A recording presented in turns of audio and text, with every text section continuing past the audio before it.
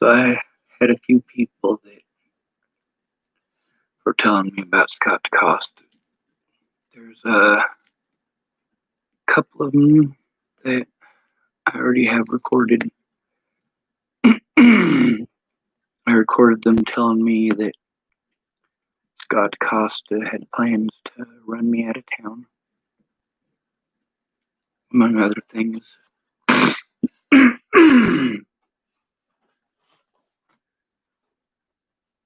There was a woman named Star who was going to come help me. Well, the next video that I'm going to download, I got this other computer. It's the culmination of a lot of calls, a lot of being blown off because it's just me, a lot of people preying on the mentally ill tag.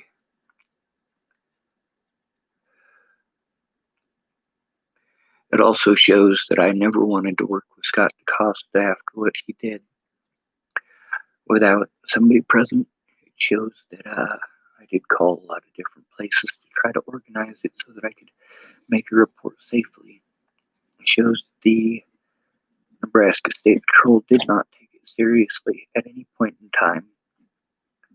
Like I told everyone, they're going to prey on the mentally ill tag as much as they can. And unless somebody goes in with me, they're just going to keep on preying on it. And every time I try to turn something in, they're going to ignore it until I have a meltdown over the abuse.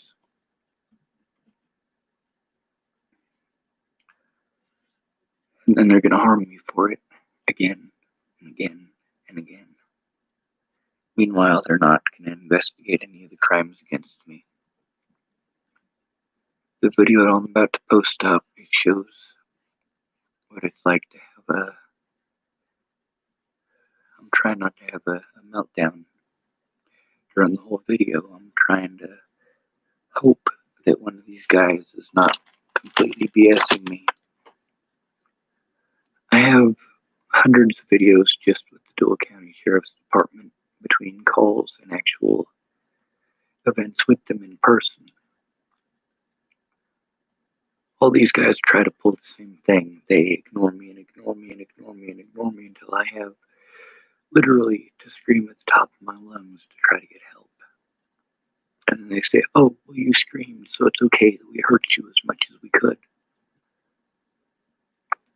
I was sent back to the same facilities that abused me before. This isn't right. This is all over the death of Natalie Bollinger, and people aren't getting that. They're like, oh, well, her killer was caught. Yeah, I fucking know that, you goddamn idiots. Every fucking person I have talked to. But I try explaining this to, oh, well, did you know her killer was caught? Yes, you fucking idiot, I know her killer was caught. Yes, I am fucking aware of that, you fucking moron. Telling me 300 more times is not going to change the fact that, yes, I already fucking know this. Stop telling me shit that I already fucking know and start listening. I'm trying to tell you about shit that you don't know. I'm trying to show you things that you don't know.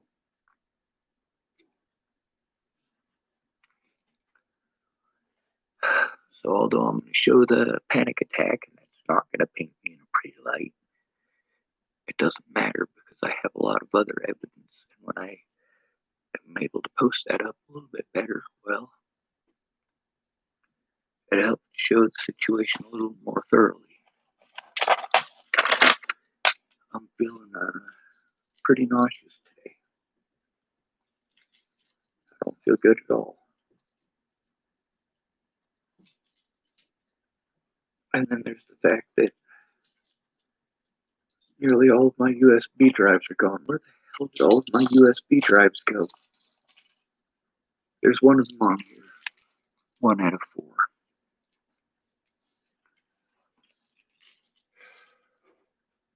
Since it's on a different computer, I have to download it from this computer up here. A little USB drive that's big enough to hold it. And this one's going to be more than 4 gigabytes. So I gotta find one of my other USBs.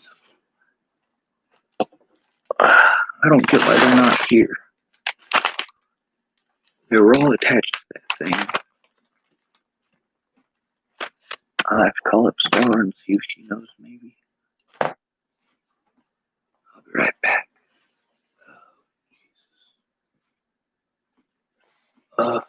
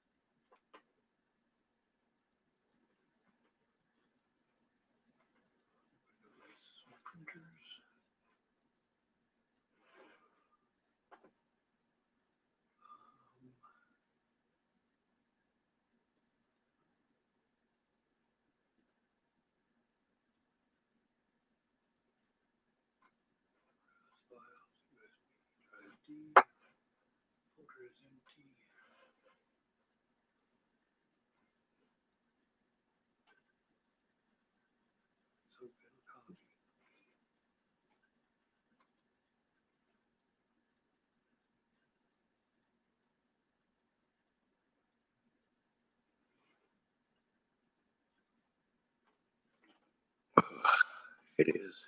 Thank goodness.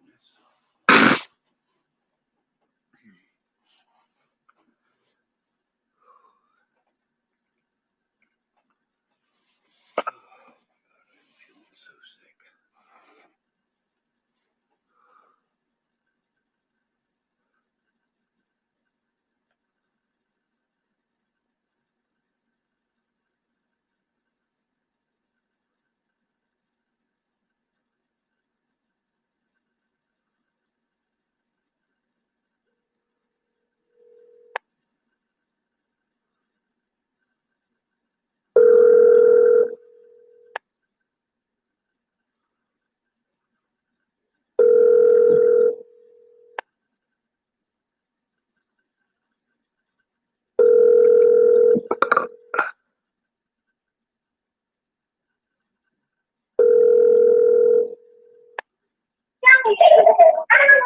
Hello? Hey, Star, I'm live on YouTube. Oh, alright. How are you? I'm feeling pretty sick, but other than that, I'm not dead. Yeah. So you got out yesterday, right? Yes, ma'am. And has anything been worked on so far? Or, well, you said you're feeling sick. Maybe you probably can't even do much right now, right? You did a lot. You really did a lot. I mean, you drove all the way across the country to see me. Yeah. I'm missing some USB drives. I'm kind of looking for them. I'm taking it. Yeah, I forgot to tell you about your ghillie suit. We forgot to give it to you or leave it there for you. Um, but I'm huh? I'm here. Sorry, there's a lot of there's a lot of company here right now. Sorry. That's all So right. yeah, we have your ghillie suit, and well, I'm trying to get back over there before your before your court date. So Yes, ma'am. so Ventus already said he's gonna help me get back because right now we're going through a lot of financial problems. Yes, So ma'am. I'm just trying to work on that. And I didn't want to have to get his help, but right now that's probably gonna be the only way to get there anyway. So I'm gonna let him help me with that. Yeah. And I'll bring you your stuff. And we checked the van. I didn't see anything else, but we should check together anyway once I get there. Make sure that there's nothing else that I forgot to leave.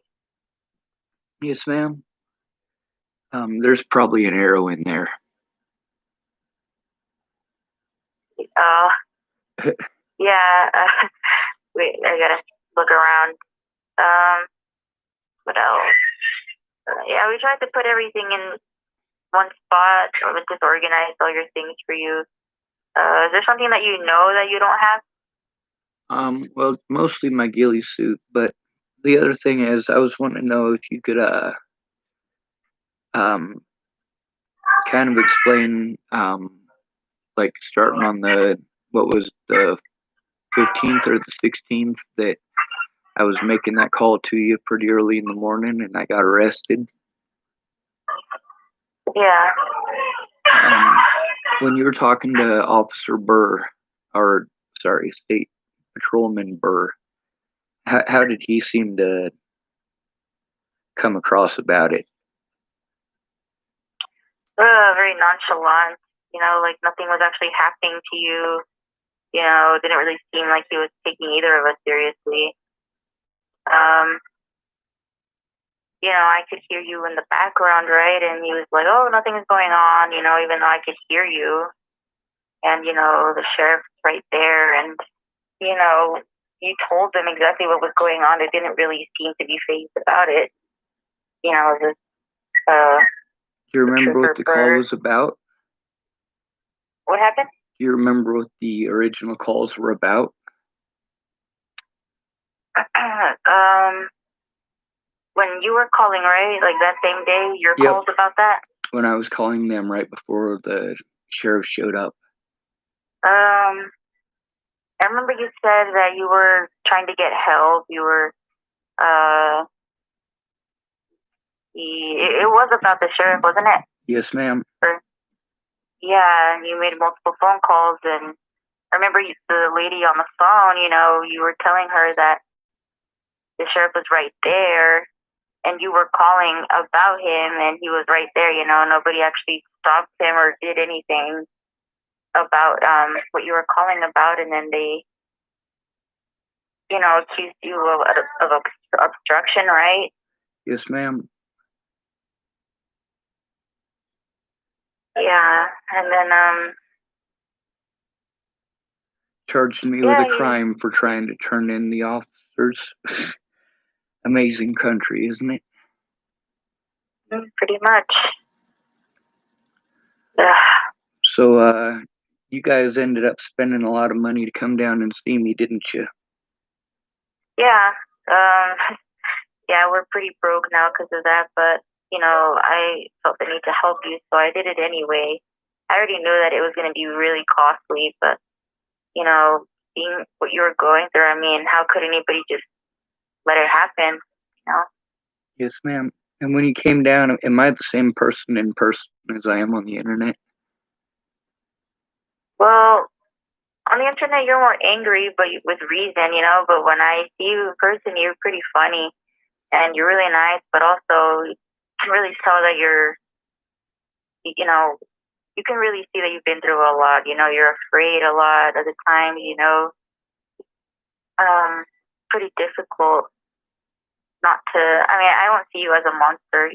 You're a person who's been hurt a lot, damaged, and broken. But even then, you still manage to have a sense of humor. So I think that's pretty great.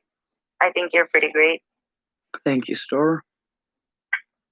You remember what I was afraid of if we came to Colorado? Yeah, you were afraid of the police doing the same things that they did to you in the past, sought you, rescue, and we even talked to Sergeant Jones, and she said that you had no warrant, not anywhere, not even Colorado. And we get there, we get stopped, and what do they say? That you have warrants, which is exactly what you were already thinking. But because we were reassured, we were all hoping that maybe it would have been true that you didn't have warrants. But then they said that you did. Yep. Same thing that Scott had told me no more than a month ago. I have that recorded as well. I also have recorded from Wendell McPhee and a few other people in Chapel, Nebraska about the sheriff running around town telling people he was going to try to run me out of town. A couple of people told me that if I wasn't going to leave, the sheriff had other plans for me, and that's ultimately what made me have to make that call. I was glad that you were on the phone with me for that. So, how difficult was it to try to get me bailed out? To get you out of jail? Yep. It was pretty difficult, especially because the amount they were asking for. I mean, they were like, "Oh, it's not a lot," but for people who don't have a lot of money to begin with, it is a lot. And they didn't really make it easy with the phone calls. Always be costing money as well. Had to pay to communicate, had to pay to get you out. And then, the driving and the gas and all that, they really took advantage of the fact that you're also not working and they knew you probably wouldn't even have the money to get yourself out. Yep, and that was right after getting out of jail in Scotts Bluff. That's where you came and rescued me at the Capri Motel. Yeah. Yep. The jail there's in Gearing. And what about like the paperwork there in Scotts Bluff when we went in for it? Did they give us the paperwork? They didn't even give you all the paperwork that you needed. If it wasn't for us being there for you, they probably wouldn't have given you anything at all. They only give you 1 year's worth of your paperwork. Oh, that was at the Health and Human Services. Yep, and they said they would try to look back and try to find some of the rest of it. They have to get a computer specialist. I have that recorded too, most of it. But when we were in Scotts Bluff and we went into the jail, they told us that I have to go to Deuel County for that stuff. Like going to the Deuel County Sheriff, that's Scott decoste, and that's a dangerous proposition. Also, he went over and was pulling some pretty shady stuff over it. You remember the place where we went to get my stuff? Yeah. Yeah, I got some recordings with that guy because the sheriff had done some wrong stuff there too. He intimidated the guy who lived there and used his kids against him, and basically made sure that he's too afraid to speak. But I also recorded it, so I mean, it's not like Scott can hide it. Yeah, it's good that you've been recording. I'm also trying to keep that guy's name safe, which is a big pain in the butt. I don't even know how to do that, Like, he deserves to be safe. He deserves to not have his children used against him like that. And I told everybody that stuff is happening. When I tell the courts, I'm like, hey, it's not because these people hate me or because nobody wants to help me. We're all broke because of this. Every time we're trying to work together to get something done, I mean, the cops are getting in the way and preventing it. It's not like the whole world is trying to stop us. It's very select individuals who have very select motives. I mean, they do have motives to break the law the way they are. Yeah. and they're covering each other's tracks. And another thing is that in Chapel, Nebraska, you can tell that people there don't really have a lot of money, and the people who have tried to help you, but they get intimidated as well, right? Or there's always something that they find to keep them from doing what they need to do for you. Well, you saw that house. That house wasn't like a $3 million mansion or anything, or anywhere near it. I mean, Yeah. it kind of looks like something you might see in The Hobbit, you know? Yeah. Um, yeah, that house was actually one of the, I guess, in worse shape. You know, the people with the nice houses, even the ones with nice houses, didn't have. I don't even think any house around there would have been even $500,000, right? Well, there's in Chapel, Nebraska, there $1 million house in Boulder would be, basically like that house there. I mean, it doesn't take much to make $1 million worth of property in Boulder, you know. But in Chapel, Nebraska, like the nicest house there, other than my grandma Gross's house, was the Prince house, and that was Bo James Prince and his dad and brothers that lived there back in the day. And it was like a $100,000 house, brand new, but it was huge. And then there's the Gross Mansion. That's my grandma Gross's old house, and it's not even a mansion. It's just the biggest they got in Chapel. Yeah. My grandpa, he put some cement lions and stuff outside and some nice sculptures, and all of a sudden it's called a mansion. I don't get it. Yeah. But that officer, the one from the state patrol, I never actually got to talk to her, but you did. Yeah. Did she ever call you back after you met me in person, or was it just that one phone call? It was just one phone call. And we've called multiple times since. Yeah, when she called, she was she did tell me to call back if we needed something, but when I did call back, she um when I did call back, we always got voicemails, or it would say that officer so and so wasn't there or whatever. We wouldn't really get any answers when you called and when I called. And so even if I did try to talk to Sergeant Jones, you wouldn't have picked up. And what was I couldn't even reach her. What was your impression of her from the phone call that you had with her, and how she spoke of me, even though we'd never met or never spoken? Well, she said that she did know about you, and apparently she really seemed to know a lot about you, and like she's seen you or she's met you. But all the stuff that she said, it sounded more it's misinformed than anything. Just going by whatever someone else told her. But she was telling it to me like it was a fact.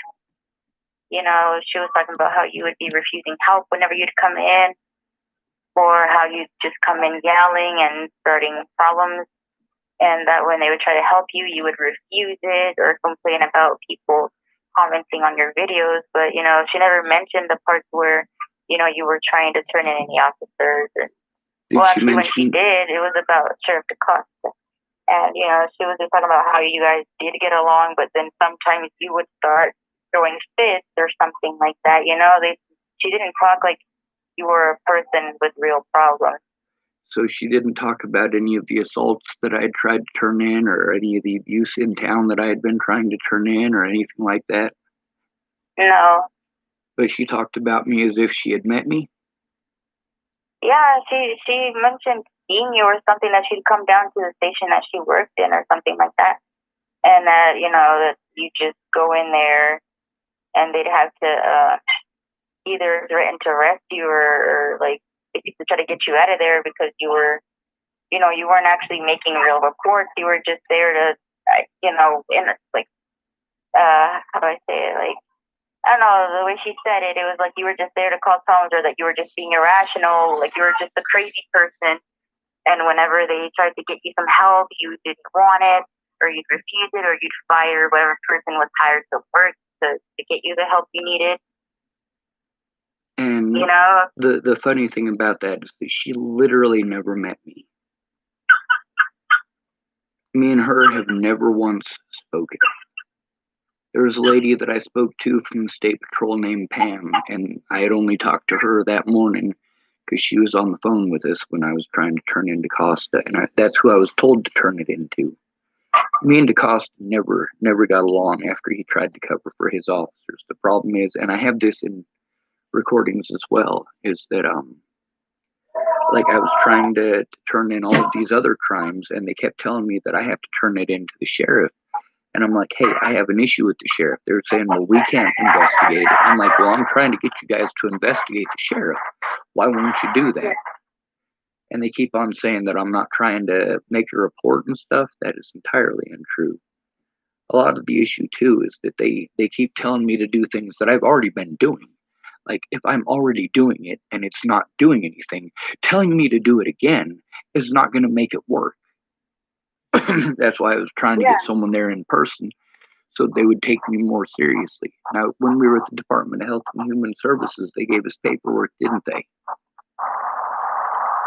Yeah. It took forever to get it done, and when we were we were talking to that other officer before we went to Health and Human Services, you know, the reason why we didn't even get anything done is because all they were doing is exactly what you're saying. You know, we would go to one place and try to get help. They'd say, no, it's not here. It's over there. No, this is not. You need to do this. You need to do that. You know, nothing really got done because they were just having us run around trying to get the help. And, you know, everybody was saying exactly what you've been saying the entire time. Where, oh, no, we don't do that here. No, that's not our job. And it's all different jurisdictions. In each jurisdiction, like how many jurisdictions do we have to deal with? 5 overall.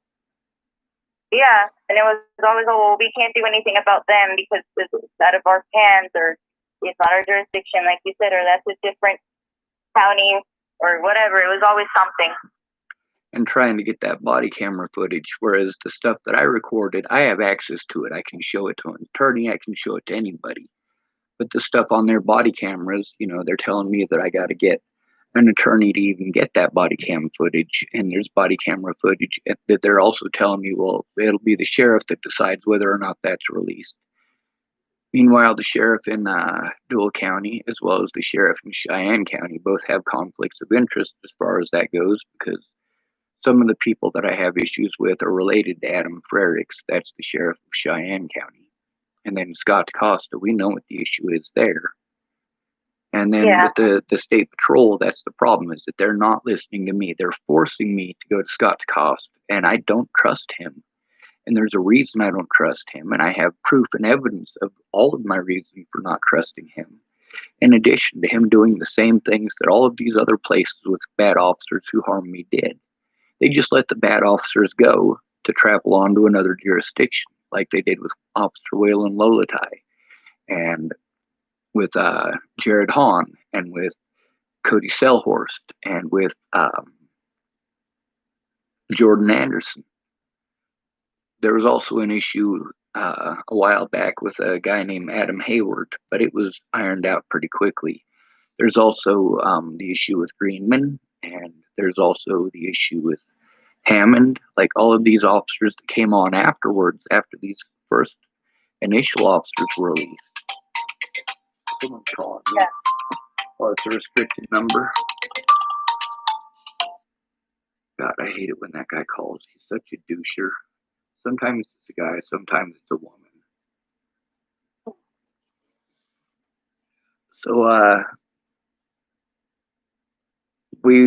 you were here to help me in person, correct? Yeah. Did we get to do any of the stuff that we originally came down to do? Well, we did try, but most of the stuff that we tried doing didn't work out, you know. Nobody got arrested, you know, you didn't really get any justice, legal justice. And, you know, Nobody looked everybody. at any evidence because it was nobody's job. Yeah. So all we really got done was just getting you your antibiotics, which was another thing that they made super difficult, and that was just a prescription for medication. How many times do we have to go back to that hospital? Was it 3? I I think think it was 2. might have been 2. You're right. Yeah, it was twice, and they also told her you had to get it from the Deuel County Sheriff's Department, which is the same place that you didn't want to go to because it wasn't safe. You really couldn't if you were trying to be safe, and that's where they were telling you to go. They And then hurt we me had to pretty go bad in back. Logan County. You're right. Continue. I'm sorry. I didn't mean to Oh, interrupt you. sorry, yeah, it's okay. But yeah, so we had to go back to the hospital and explain everything all over again. And well, they gave you your prescription, but we had to go back again. We were already trying to leave Nebraska at that point, and we had to stay just to get one thing done. And we had a lot of setbacks. A lot of days where we weren't even in the hotel anymore. After that, we had to sleep in the car too because we didn't have money to stay in hotels all the time.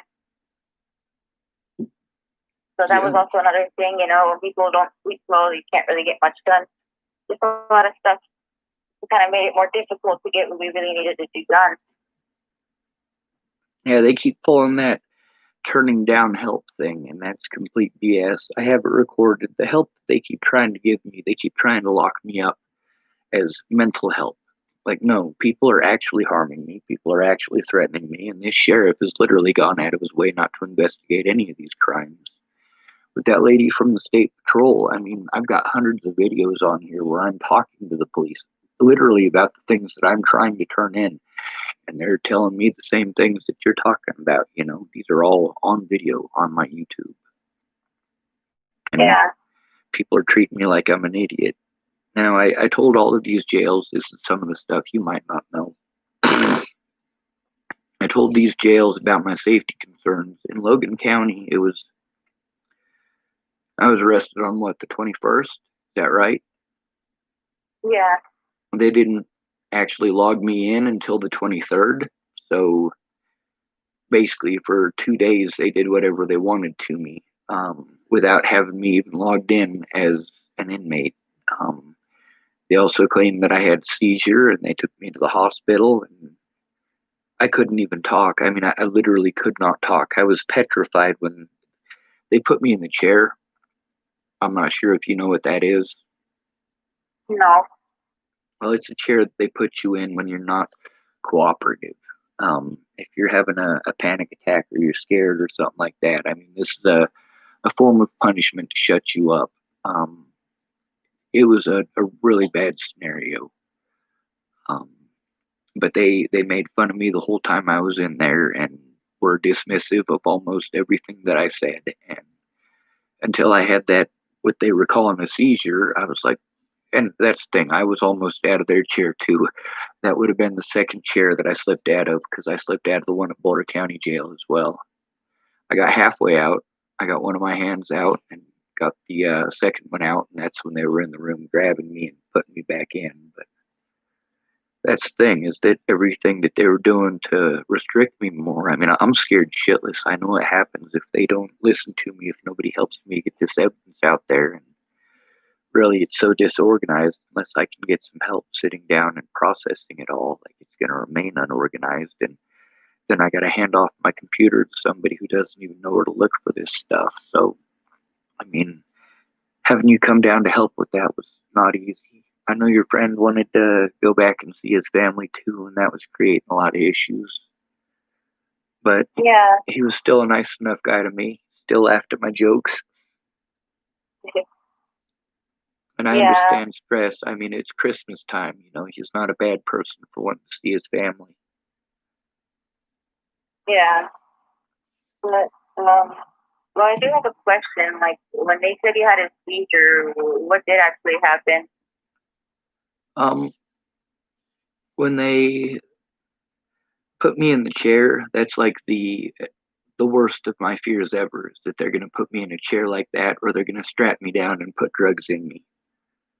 Yeah. So, because I was stressed out and having a severe amount of fear from that, my whole body cramped up, and everything was pain. I couldn't speak. I was that petrified, and I was at the hospital. My mouth wouldn't work. I had to write stuff, and I was trying to explain to the doctor or the nurse or whoever it was, hey, they're hurting me. Let me, please don't send me back with them. Don't. But when they did, I mean, they were horrible. And then they shipped me to um, Larimer County. That's where you remember I was telling you about Clearview. Yeah. And Clearview's closed down. There's actually an officer. I wrote his name down. Oh, by the way, I have that paperwork we got from the Department of Health and Human Services here. It's a pretty thick stack of papers. Yeah. It's about 3/4 of an inch thick, and that's just over the last year. Yeah. And then I have this other packet here. This is from Notice of Action, Medicaid, Department of Health and Human Services. And I have this listing sheet here from Sydney Community Resources and Jennifer J. Burgess, Department of Health and Human Services card, and then Luella Medicaid, the information from her, the home delivered meals I was supposed to get. I didn't have any help setting that up, so although they've said that I've had home delivered meals since April, I never had any help with that and didn't know what I was doing, so it really screwed things up. There's also, I've got the application for Medicaid and insurance affordability programs, and it's got Brenda Dickinson on it, that as my mailing address. And she and I are no longer friends. That's over a situation that pride got in the way. Yeah. So apparently it says I'm Hispanic, Latino, or Spanish. Really? Yes. Yeah, so Hispanic Latino by the last name of Schwartz. Right. I might be reading that wrong. I don't know. I see, that's the thing, is that I've got so much of this. This was just the paperwork that you and I were able to get out of I want to say we went to 8 different places, and we went to several of them twice, like Cheyenne County. We went to the sheriff's department there twice, I think. The first time they weren't there, and the second time we had to go to a different door. Oh, we did have to go back to their to get paperwork, though, didn't we? Yeah, I think we just went to that same building about 3 times and then ran around to different offices. I don't even know how many times. I lost track of that. And that was all just in a 2-day period. Now, can you imagine me doing that without a vehicle? Actually, I can't. I don't even know how you could have even gone one time without a vehicle. I mean, you'd have to either take the bus or you'd need money for that. But they don't have a bus there. Friend is nice enough to give you a ride. They don't have a bus there. I do have friends that were nice enough to let me use their car if I put gas in it. The problem is, you see how difficult it was to get stuff done with you there. I literally went into the Department of Health and Human Services 2 to 3 times because that's all I was able to get there and actually talk to them, and been blown off twice. Now, you remember when I was talking to them about housing? Yeah. And the lady Cindy Taylor, who is in the newspaper for the abuse at the housing there in Sydney. Yeah. And the lady was nodding her head. Yeah, she remembers the article. She was talking about it. Yeah. Well, that's the lady who was in charge of the chapel housing too. She's the one who I'd been trying to get paperwork from. I actually have recordings, like 5 of them, with her, where I'm trying to get all of the paperwork that I need to go to court with. And she literally played stupid for over a year about that. So when I was talking to the lady in Department of Health and Human Services about that, that lady is actually one of the ladies who was telling me about the trouble that Cindy was in over the situation in Sydney. And that's the problem, is that she's She's got that control in 2 different jurisdictions, Cheyenne County and Deuel County. The first one we talked to, right? Not the one that was trying to get the papers, the one that was sitting there? Yep, that lady. Yes, ma'am. Actually, we might be able to pull up the article off of the Sydney Gazette. That's when I say that 17 of the places that I've been since Natalie was killed were on the news. That is not a joke. Between Cindy Taylor and actually my next door neighbor up there, she actually stabbed a guy named Bob Nick to death in Chapel, Nebraska. I got the news article on that. So that could be considered 18, I suppose. But it's the same place. It's the Chapel Housing Authority. Restricted asshole still calling me. God, that guy's such a pain in the ass. Elijah Best is typing to me what happened to that $4,000 you had last month. Well, Elijah Best, all of that money ended up going to paying for bail, paying for court costs, paying for a lot of different stuff that I no longer have because I can't go back to Chapel, Nebraska. I also don't have any money to get back to Chapel, Nebraska. I bailed myself. Down the drain. Yep, I bailed myself out of jail. I had to spend that money in actually, it's not the Scottsbluff jail. The jail there is actually in Gearing, which is a different jurisdiction altogether. Like, you remember when I was talking about those 2 officers that helped me to get to that motel? Those officers were actually Gearing Police Department. Yeah. And I have their names. And we called up and made a thank you, didn't we? What happened? I said we did call up and make a thank you to those officers, didn't we? Oh, yeah, we did. You did one time, and I think the second time we did that together.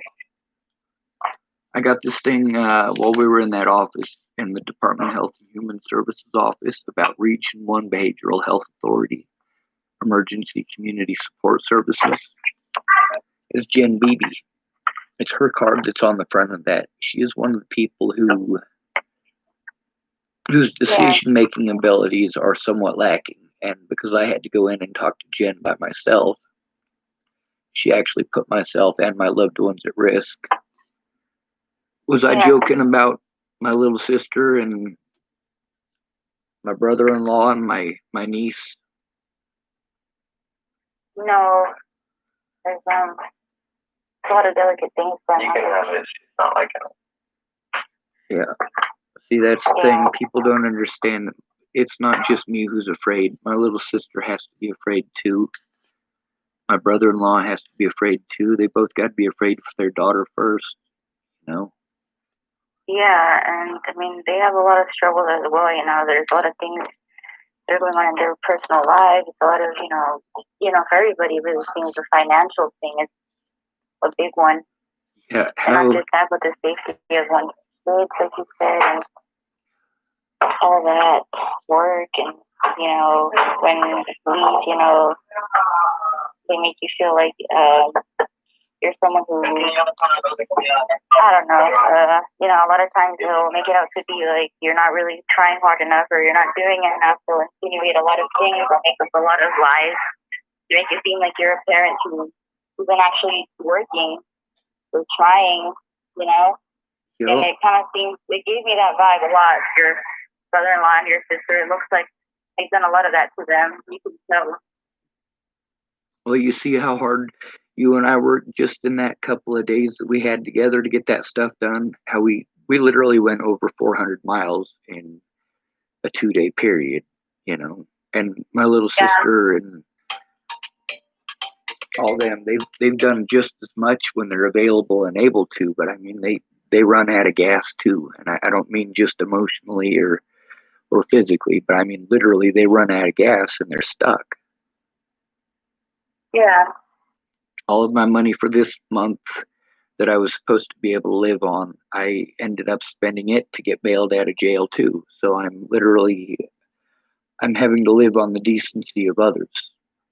And this whole time, I mean, I don't want to have to do that. I need people's help getting my resources back so that I can do many of these things for myself instead of, having to use their resources that are trying to help me with to end up getting food or going traveling places, things that my money should be able to take care of. Now their resources are getting spent on that. And later on, when things are going bad and I'm saying, hey, I'm stressed out because these things needed to happen. And then it feels like they're throwing that in my face. Well, I fed you, or I did this, or I did that. I'm like, yeah, but if you'd have spoken up, see, that's what I needed. I needed you to speak up. Whereas you're speaking up. You're actually saying something. I don't have to. And you also, unlike anyone else, you sat with me in person and looked at some of the evidence. And it wasn't a lot, obviously, but you got to listen to the conversation with Rand Ingersoll, and you got to listen to some of those other conversations. That terrorist guy. Yeah. If you were to hear just the story of that, would you think it was some sort of schizophrenic, bipolar thing somebody was making up? No, it was pretty normal, like you were speaking with the guy just like any other person would, like any regular person. And the fact that you really knew a lot about what y'all were talking about also shows that you have intelligence. You're not stupid. You're not, there's nothing about you that can say that your mental capacity is, less than normal, I guess. There's, and the way you speak right now is already be enough, that you don't have any issues communicating, unless someone's intimidating you, which is understandable. But I guess that's exactly what they want. They want to make it out to be not capable of speaking for yourself. Yep. And making me like having to go back to my predators like Scott DeCosta to try to turn in people that they've repeatedly done nothing about, like Chris Kurth. I turned that into Scott on multiple occasions and his officers. But then when I'm talking to people like Tara Smith, he always brings up, oh, well, he yelled. And immediately, as soon as he says that, whoever it is that we're talking to automatically starts being on his side. Oh, well, me and Scott are just trying to get you somewhere safe, or me and the sheriff are just this, or me and the sheriff are just that. I'm like, no, no, no, no, no, no, no, no, no, no. See, the only reason he is part of this call is because the state patrol say that he got to be. The state patrol won't do this with me, so I got to deal with Scott Costa. And that's the reason that you're on the phone with me right now, is because I need you to be on the phone to be some sort of witness to it. And these people, it's not registering to them. Like, as soon as the sheriff says something, that it's set in stone, and automatically the sheriff is right. And everybody from Jen Beebe on down the line is scared shitless of the consequences of standing up to somebody like that. Yeah. Just like in Boulder, I mean, those two officers that killed Demetrius Shankling, I literally was assaulted by those two officers. There's one guy named George who I was in jail with, and we actually have a conversation with him on my YouTube here where he's talking about one of the assaults there. Literally the assault where I was put in the chair that I slipped out of. Yeah. But he's telling me the name of the officer who was trying to tear my head off, and he was intentionally hurting me. In all of these situations, no matter how calm I was trying to be, no matter how scared I was, they were trying to physically harm me by putting pressure points on me. And I'm very resilient to pressure points. But like Officer Burke in the Longmont Hospital, he walked all the way around the bed trying to find a pressure point that would work on me, and he ended up finding the knee that Officer Waylon Lolatai injured and pressing his nasty cockbeaters into that. Oh man, that was hell on earth. And that's how they got to get a reaction out of me they could pretend I was a bad guy for. But like with you, you're different than people like Shannon Alvarado, who was too drunk to even realize what the hell was going on, or Brett Roloff, who was too junked out of his mind on meth to realize what was going on, or Miss Peaches, who was too busy getting stoned, trying to sell weed, or, of course, she's got a family, so she's taking care of her family as well, or she was playing on that word game that she likes so much. I mean, these are all different addictions that people got, and they're not able to find the time to do what it is that literally you have done. Yeah. Miss Peaches, I mean, she drove me around to try to go to appointments, but she never spoke up about it. she never spoke up in court. She never went in to write a police report. And what they wrote down in my court dates is that I wasn't trying to get help. And also that people wouldn't help probably because of the way that I act. Now, with the way that I acted while you and me were in person, do you feel that I acted inappropriately or out of the ordinary for somebody who's trying to turn in a situation like that? No, everything you did and said was reasonable. Everything that you did was something that, like even when you did start to feel scared or when you would start to feel stressed or, anything like that, I didn't blame you and I still don't blame you because it's something that, it's, like you can't, how to explain it? Let's see. If a person is, starting to get worked up, I mean, if there's a real reason to do it, how are you going to blame them, And that's exactly how I felt with you, knowing what you've been through. There was no way you could have been just cool and calm 24/7. It's impossible. But even then, you did manage to, still be funny and talk like a regular person would. Most of the time you didn't even act scared. It was only when things started to get difficult or scary. But on a regular day where we were probably just gonna go have some breakfast or something, we were fine. We talked. It was like nothing. You were just all cool. See, that's something that a lot of people aren't getting. They because people didn't speak up. With Shannon Alvarado, she didn't speak up. With Miss Peaches, she didn't speak up. With Derek Parrish, she didn't speak up. With Joanna Taylor Smith, she didn't speak up. With Kinga Nichols, she didn't speak up. With Anna Albert, she didn't speak up. I mean, there's so many people. Tony DeStassi didn't speak up. Laura Nelson didn't speak up. Brenda Dickinson didn't speak up. It's not that I wasn't trying to get the help. It's that these people were all afraid of their own reputations, especially in Chapel, Nebraska. That's a small town, and you have to mind your reputation. Yeah. Yeah. And I did also want to say something about the whole thing with Sheriff DeCoste, because when I was talking to Burr and Sergeant Jones, they both also made it sound like the sheriff was just trying to help you or like, he's never actually done anything to harm you, and when I was on the phone with you and he was like banging on your door, yelling knock knock, like you can hear in his voice that he wasn't even being friendly. If he actually cared about you, he wouldn't have been trying to scare you. He wouldn't have been banging on your door. He wouldn't have been yelling. He would have tried to speak to you like a normal person would. And if he was one who cared about you, you wouldn't have had to be afraid and refuse to open the door. Well, where I'm at now, I have to be 100 times more afraid because the officers here are a lot more heartless than Costa.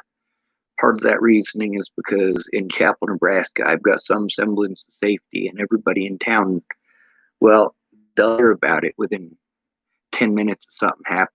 I guarantee you by lunchtime the next day, everybody in town knew that there was a situation. Yeah. He actually went over and intimidated the guy that I was staying with by making him have to be afraid for his children. And I got that recorded too. Of course, there's a lot of stuff like that because I'm trying to protect him and his children. Like, I can't just post it up on the internet. There's probably 200 to 300 videos that, while you were here, I would have liked to show you that. Not that we would have had time with everything that we were doing, but we didn't get to look at much evidence. And there's a lot of people like that guy that I was staying with. There's stuff I can't just post out there for the whole world because it puts people at risk. Just like with Wendell McPhee. I can't just post everything up because he talks about his daughters. And he talks about some other people and some other situations that the world doesn't need to know. And I don't know how to edit. So hopefully while I'm here, I'll learn how to do some of that. But it's also all tied together. Is any of this just individuals' secluded incident, or is it all stuff that is tied together? Yeah. Like, does the situation with Scott DeCosta, did that result in me going to other jurisdictions and having to be? And also, was it my choice to be? Because with Scott DeCosta, that was in Deuel County, and I was taken to Cheyenne County, where they transferred me to Scottsbluff County, and then from Scottsbluff County, that's where it basically kind of sort of ended with them. But then they also said that I was free to go to Colorado safely, and I get to Colorado, and boom, we get into Logan County. That's the fourth jurisdiction, all stemming just from that one situation with Scott DeCosta and trying to get me somewhere safe to make a report. Now, when we tried to go to the Nebraska State Patrol Troop E office, what was that like? I'm sorry, can you say it again? The Nebraska State Patrol, the Troop E office in Scottsbluff, what was that like? Oh, it was hard to get to, and it's very unwelcoming. It was kind of hard to find, and even on Google Maps, you look for them, it's almost not impossible, but a person has to know where they're going. They have to know about Troop E, or else they won't even know what that means. So it's not really helpful. If someone's trying to get help from them, they won't make it easy, because they're not even easy to find in the first place or to contact.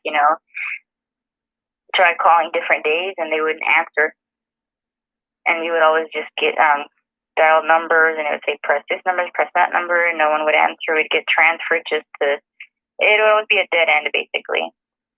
Call one number to get another number to call it, get another number to get another number to get another number to get the number you started off with. Yes, ma'am. Yeah. I'm thinking about trying to take a nap for a bit. Is it right if I call you back later? Yeah, that's fine. And thank you for the interview, by the way. This is very useful. Hopefully, if you, I don't know if you're able to, but it'd be nice if you could pull this off YouTube and send it in to, well, I don't even know who we'd send it to. We could probably send it to every media outlet, not that they'd listen, and probably send it to a couple different governors and senators, not that they would listen. But I'm in the middle of the lion's den here, where I'm at now. I gotta keep it a secret, down low, because I gotta protect the safety of the guy I'm staying with too. Yeah. And it's not like his life's easy either. Yeah. Well, I'm gonna post it and share it on my accounts and all that. See where else I could do it. Yes, ma'am. I'm gonna try to get you some money for gas. Also, have you made it home to Texas yet? Yeah, I was in Texas. Now I'm in Georgia though. Again? I'm gonna probably drive back to Texas and then, well, maybe I'm gonna skip Texas and then go to Colorado straight. I'm not really sure yet how I'm gonna do it, but I am trying to get back over there before it's too late for your date. Yes, ma'am. I also have 2 other warrants that they wouldn't take me for. They're gonna wait until after COVID and then slam me hard with those. If I go to court, they might decide to arrest me at court. If it looks like I'll be able to show evidence, and they'll probably slam me again, so that evidence goes into limbo and they can hold court without my evidence or without taking a statement.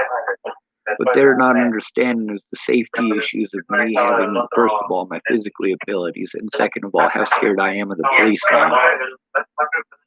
All right, Star, you be safe. I'll talk to you in a bit, okay? Yeah. All right. All right. Bye.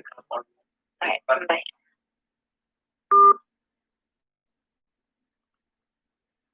And by the way, it wasn't $4,000. It started off as more than $4,000. Problem is expenses. I tried to get a vehicle with that money, and hurry up and wait, hurry up and wait, hurry up and wait. Ended up costing me more money. That vehicle still doesn't run. I had to buy a carburetor to put on it. I don't know shit about. If it was all assembled when I took it apart, it would be easy to reassemble it properly. But I don't have that experience. I didn't see it taken apart, so I don't have that experience either. Basically, I had guesswork and a lot of, hey, could you point out to me what I need to do? So that vehicle is still there. There's also the rent money that I gave so that I could have my stuff where it's at. There's also the expense of a lot of the tools that I ended up needing to get. Cause see, I thought I was gonna buy a chunk of property in southern Colorado. Um, they said there was no warrants, but I didn't trust that, and obviously I was right not to trust that. See, it didn't matter how right I was or how much I was trying to do the right thing. They had already made up their minds. They had already made it up. They had already decided my guilt. They had already decided that I was a lost cause who was mentally ill, and that no, this sheriff could never possibly do anything wrong. This sheriff who I was trying to turn in repeatedly, over and over and over again, they repeatedly forced me to go to this sheriff and his henchmen, knowing full well that I had been trying to turn him in for almost 3 years now. And I'm being forced to work with him and his officers who are all giving me the runaround, all giving me the blow over every one of them. All I was trying to do was get someone there in person to make a report with me. And by the way, that officer that Star was talking about, who was talking as if we'd spoken before, no, we never met in person, not even once.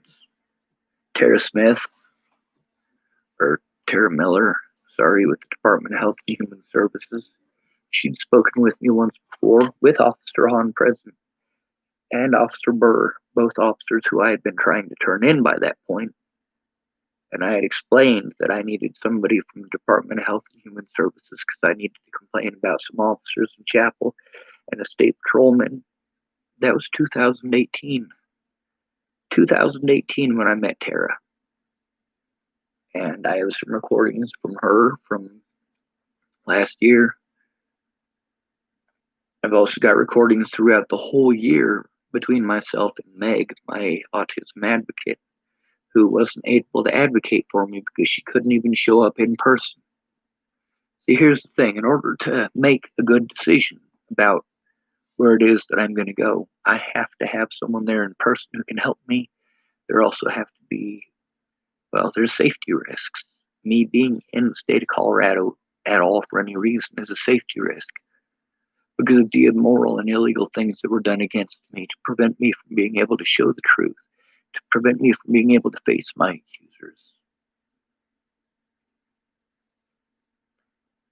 Alicia Bollinger and Ted Bollinger and Danica Garner and Ken Wilson and Leah Plunkett, all of these people should not only have protection orders to prevent them from harming me or slandering me further, they should all be in prison. All of them should be in prison. See, Ken, he didn't steal enough money from me for it to be considered a felony necessarily. I mean, it's over $200. But there's also the fact that I'm disabled. It is documented that I'm disabled. I have my disability paperwork right here. My eligibility notifications. I've got piles and piles of paper right over there that need to be gone through. And I can't. And a lot of people say, oh, well, a lawyer's not going to touch that because it's too complicated. I'm like, yeah. And here's me, not a lawyer. How am I supposed to do this? How is this not supposed to be considered cruel and unusual punishment?